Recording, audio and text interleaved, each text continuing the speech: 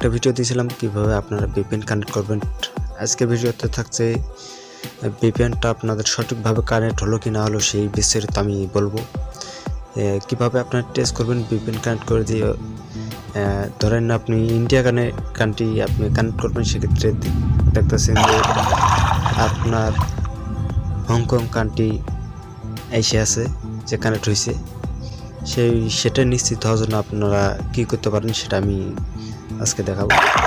তো অবশ্যই আপনারা সিম্পলি ব্রাউজারে ঢুকবেন, ব্রাউজার ঢোকার পর আপনারা দেখতে পারবেন এখানে কীভাবে আপনারা সঠিক কান্ট্রি দেখবেন। তো আমি ব্রাউজারটা ওপেন করতেছি।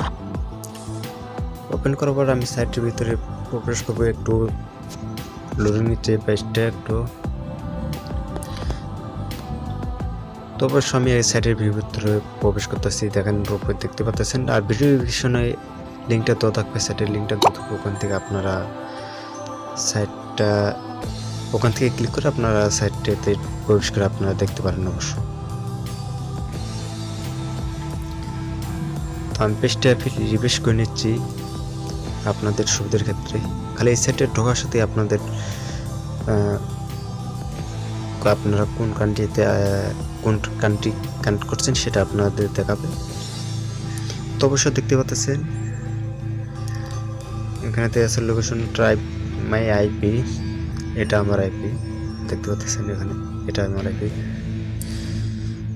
দেখতে পাচ্ছেন, মানে এটা এখানে আপনারা কি ফোন ইউজ করতেছেন সেটা সহ আপনাদের শো করবে।